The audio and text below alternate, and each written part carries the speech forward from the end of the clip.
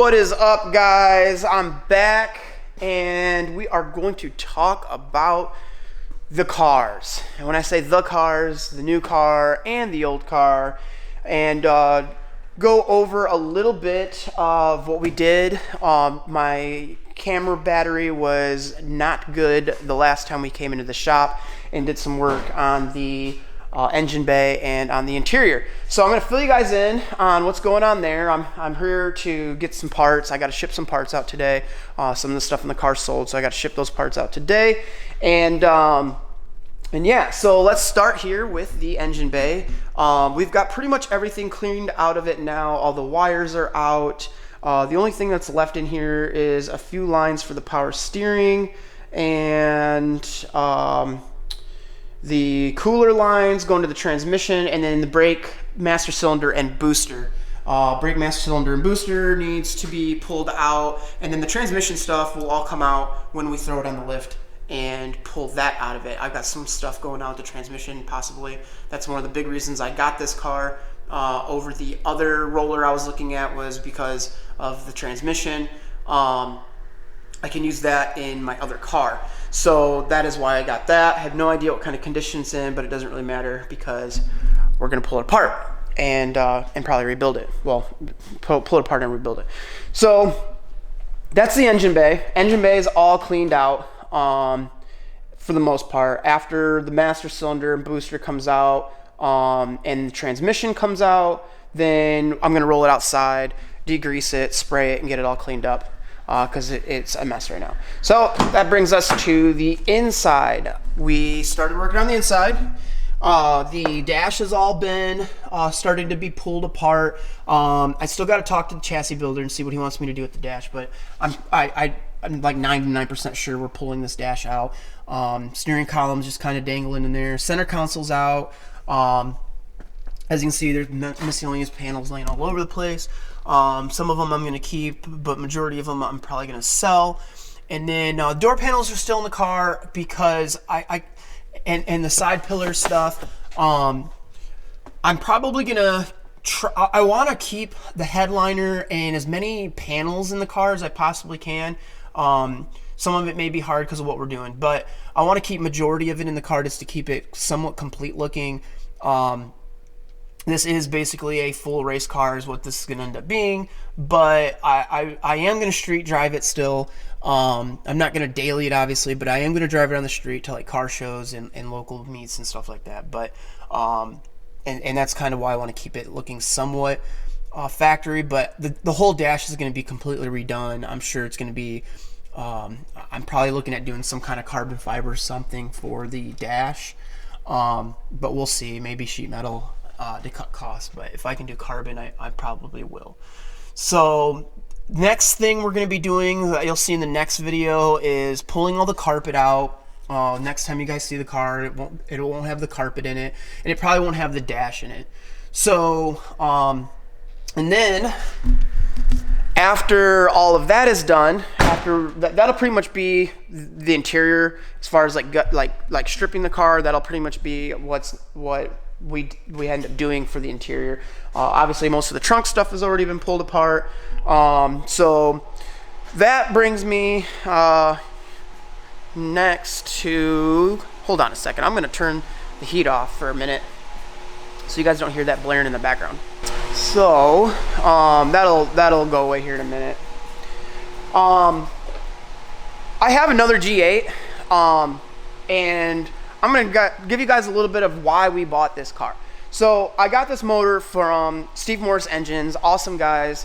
Kyle really hooked me up there. And the motor is very capable. In fact, it's too capable for, as far as I'm concerned, independent rear suspension. So I was looking at doing a ZL1 diff before the gray car was a thing. My old car, we were going to put a ZL1 diff in it and possibly just ZL1 axles, and then it has to get a custom drive shaft from Drive Shaft Shop. So it gets really expensive converting all those parts over, and I was looking at the point of, well, how much power is that going to hold, and what's the price difference between that and just going to a 4 9-inch, because I know I can make a 4 9-inch hold the power no problem. So after looking into it and looking into the price, it wasn't a big difference in price, and the ring gears on the ZL1 diffs aren't the greatest. So it depends on how much power I guess you're running, but for what we were going to do, I was probably going to end up eating ring gears. So I found a 4-link kit that's actually for a Camaro. It's a bolt-in 4-link kit, and if you guys are interested, let me know. But it should work on a G8 as well, and you just have to remove the gas tanks, and it's a pretty sick kit.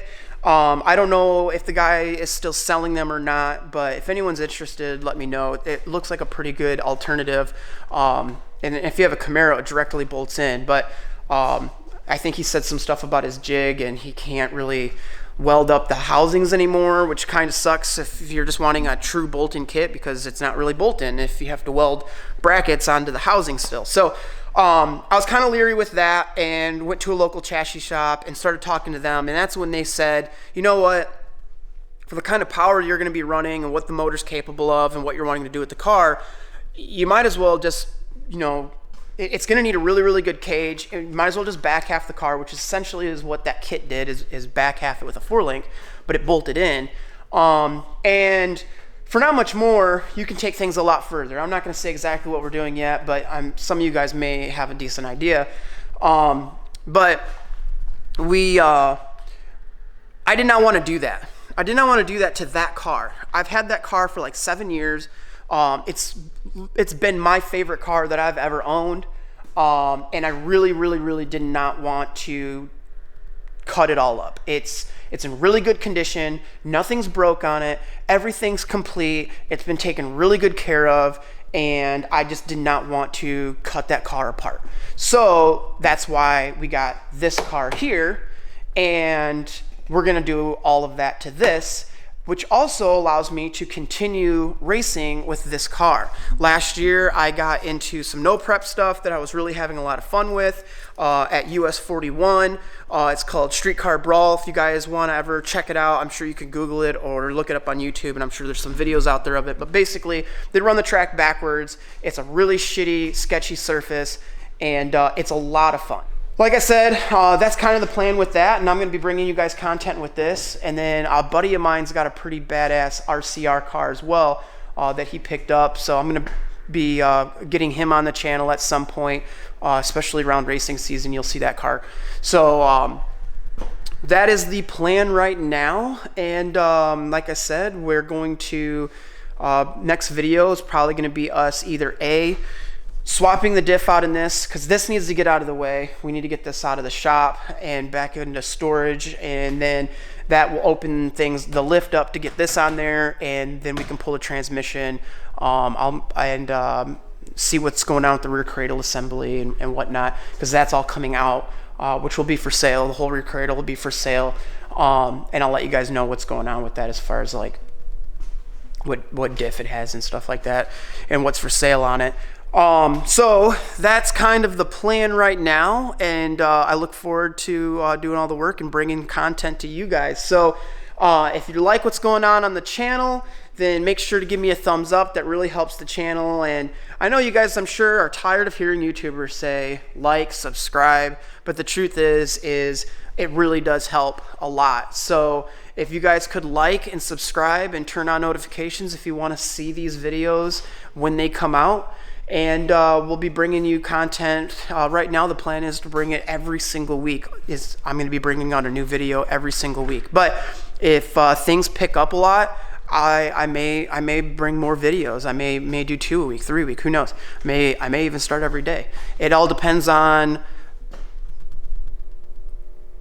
you guys, kinda.